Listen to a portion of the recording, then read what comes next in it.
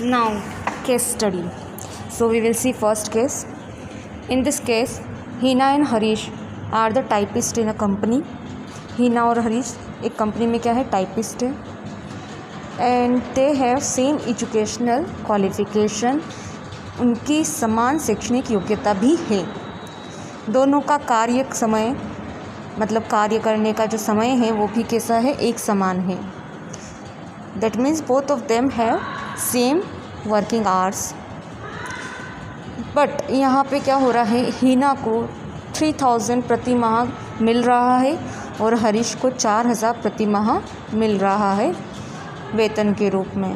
Hina getting 3000 and Harish getting 4000 per month as a salary. अब आपको यहाँ बताना है कि यहाँ कौन से प्रबंध के सिद्धांत का उल्लंघन किया गया है.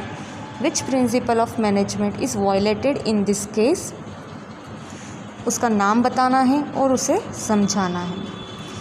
तो अब हम देखते हैं इस केस में किस प्रिंसिपल का क्या हो रहा है, वायलेशन हो रहा है और किस प्रबंध के सिद्धांत का उल्लंघन किया जा रहा है.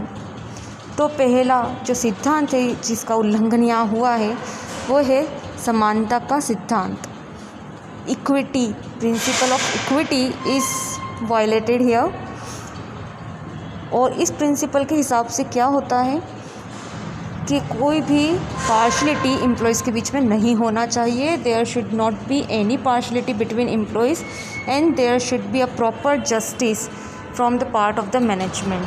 मैनेजमेंट की तरफ से भी पूरा जस्टिस होना चाहिए, पूरा न्याय होना चाहिए हर वर्कर के साथ और किसी के साथ भेदभाव नहीं होना चाहिए. तो हमने यहाँ देखा, यहाँ भेदभाव हो रहा था. हीना को 3000 मिल रहे थे और हरीश को 4000 मिल रहे थे.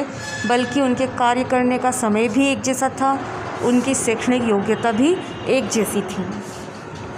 सो यहाँ पे जो इक्विटी है, जो समानता का जो सिद्धांत है, उसका क्या हुआ है, यहाँ पे उल्लंघन हुआ है. यहाँ मैनेजमेंट को दोनों को कैसे देना चाहिए, एक समान वेतन देना चाहिए क्योंकि दोनों का कार्य का समय एवं शैक्षणिक योग्यता कैसी है, समान है. So management should give equal wages to the Hina and Harish because they have same educational qualification and same working hours.